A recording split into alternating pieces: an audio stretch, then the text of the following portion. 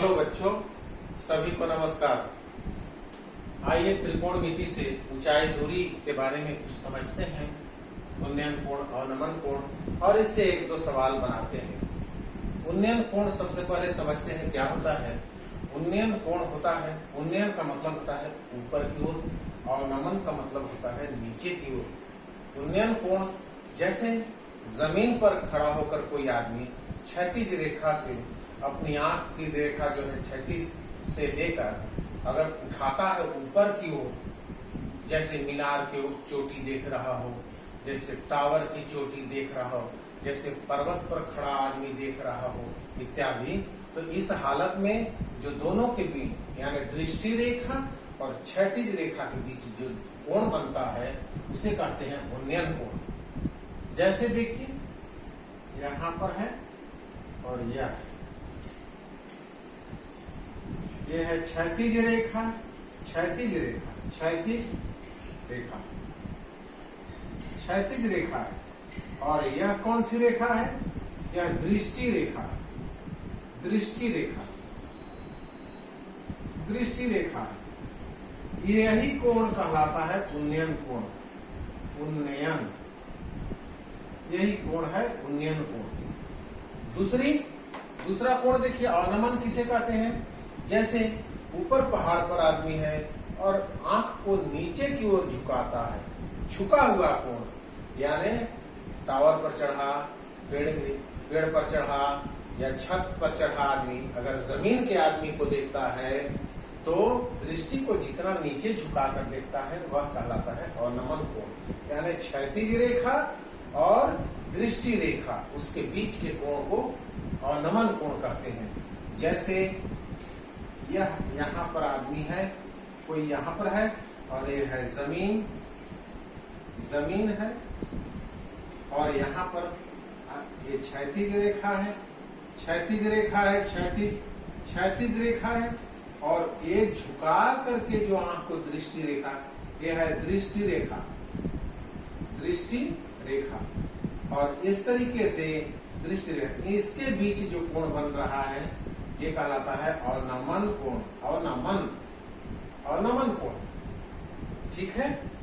ये उन्नयन कोण और अवनमन कोण दोनों की भाषा जिस प्रकार की सिचुएशन होती है उसके आधार पर इसका प्रयोग किया जाता है, लेकिन अंततः यह कोण जितना होता है वह समकोण त्रिभुज में नीचे ही उतरता है।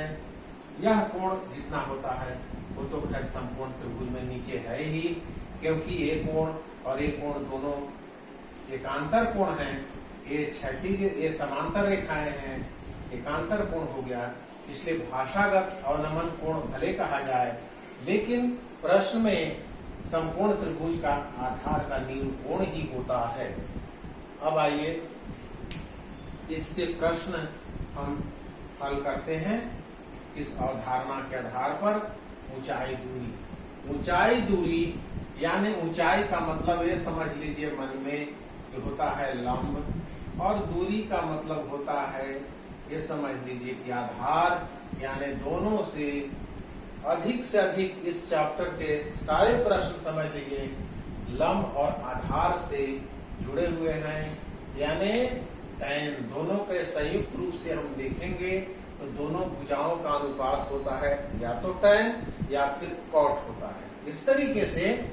और कोई एक आध सवाल साइन कॉस में भी होता है, लेकिन मोस्टली प्रश्न जो होते हैं ऊंचाई दूरी लंब आधार यानी tan थीटा पर आधारित होते हैं। अब एक प्रश्न हम हल करते हैं, देखिए क्या है। जमीन पर स्थित किसी बिंदु से, जैसा वाक्य कह रहा है वैसा हम कर रहे हैं। जमीन पर स्थित ये बिंदु है, जमीन पर स्थित किसी बिंदु से क्या कह रहा है?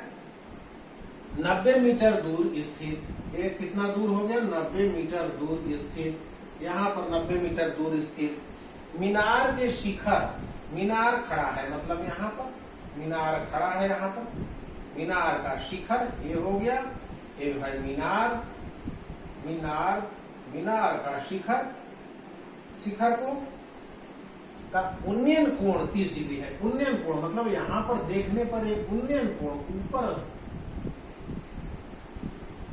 यहां से कोई देख रहा है तो यह कितना बनता है, 30 डिग्री बनता है। तो क्या कह रहे हैं, मीनार की ऊंचाई ज्ञात कीजिए, इसको पूछ रहा है, प्रश्न पूछ रहा है। लिखना पड़ेगा ए बी सी, माना ए बी सी, माना चित्र अनुसार, चित्र में ए बी सी एक समकोण त्रिभुज है,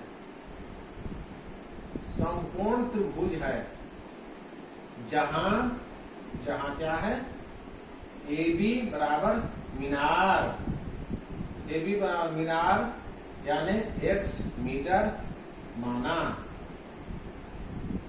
ऊंचाई इसकी x मीटर मान लेते हैं, और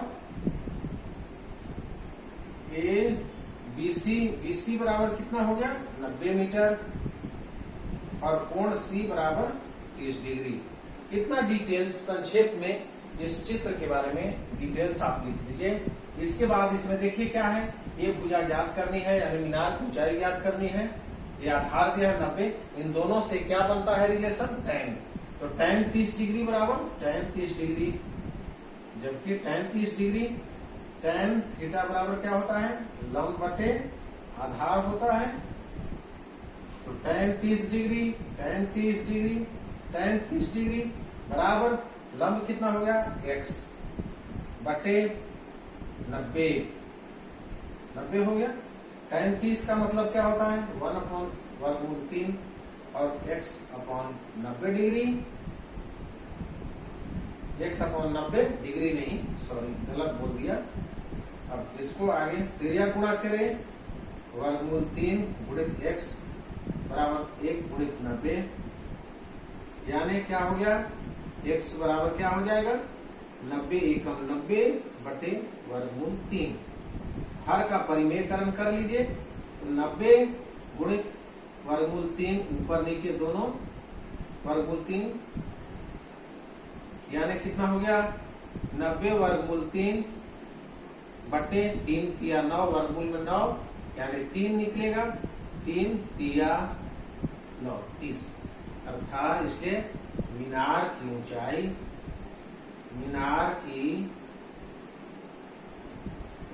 कितनी हो गई, मीनार की ऊंचाई कितनी निकली, बराबर 30√3 मीटर। यही आंसर हुआ, 30√3 मीटर आंसर हुआ। यह प्रश्न हुआ पहला। एक और सवाल देख लीजिए,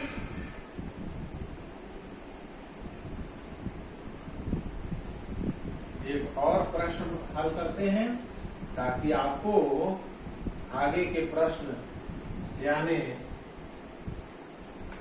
अगले प्रश्नावली के या इसी से संबंधित प्रश्न आपको हल करने में सहूलियत हो। दूसरा एक प्रश्न देख लीजिए, हम लाते हैं, एक ऊर्ध्वाधर स्तंभ जिसकी ऊंचाई, एक ऊर्ध्वाधर स्तंभ, यही मान लीजिए ऊर्ध्वाधर स्तंभ है, स्तंभ है, ऊर्ध्वाधर स्तंभ, और क्या कर रहा है, जिसकी ऊंचाई 3h है, जिसकी ऊंचाई दी गई है 3h, ठीक है, 3h मीटर है, दी गई है, स्तंभ है। आगे क्या कर रहा है, इसके पाद बिंदु से, चरण बिंदु से, इसके पाद बिंदु से कुछ दूर, इसके पाद बिंदु से √3h, ये कितनी दूरी है, √3h मीटर, √3h मीटर दूरी, √3h मीटर दूरी पर स्थित किसी बिंदु से, इस बिंदु से, ठीक है, क्या कर रहा है, स्तंभ के शिखर का उन्नयन कोण ज्ञात कीजिए, इसको उन्नयन कोण ज्ञात कीजिए, इसको मिला दीजिए, यह थीटा कोण ज्ञात कीजिए। ये मान लीजिए इसको ABC, प्रश्नानुसार क्या है ऐसा लिखना पड़ेगा आपको, प्रश्नानुसार क्या है, AB बराबर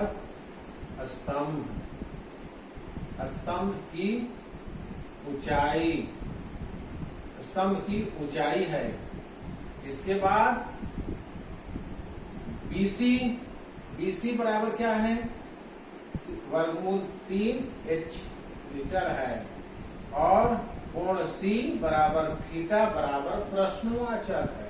प्रश्न निकालना है, हल करना है कि थीटा का मान कितना है।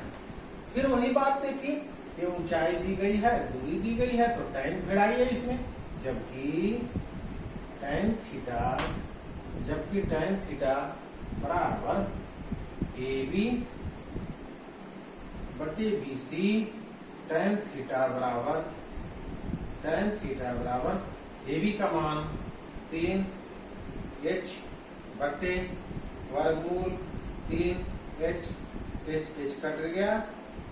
3 को लिख सकते हैं वर्गमूल 3 गुणित वर्गमूल 3 लिख सकते हैं, और नीचे वर्गमूल 3। इसको कैसे लिख सकते हैं, क्योंकि 3 इसको हल करोगे तो वर्गमूल 9 आएगा, यानी उत्तर आ जाएगा 3। इसको हम 3 को वर्गमूल 9 लिख सकते हैं, वर्गमूल 9 को ऐसा अलग अलग लिख सकते हैं। अब आइए, क्या मिला आपको, कट गया, tan 60 मिल रहा है। tan थीटा बराबर कितना मिल गया, वर्गमूल 3 इसमें आता है, वर्गमूल 3 कहिए तो tan थीटा बराबर वर्गमूल 3 का मतलब क्या होता है, tan के रूप में tan 60 डिग्री। इसलिए थीटा की जगह पर क्या बैठा है, 60 डिग्री।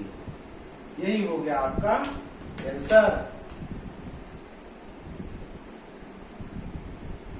यही कोण पूछ रहा है। इस प्रकार आप समझ करके, जिस प्रकार आपका प्रश्न है वैसा आप चित्र बनाइए, और फिर जो पूछा गया है उसको आप बताइए, हल करके निकालिए। बहुत बहुत धन्यवाद, शुक्रिया, थैंक यू।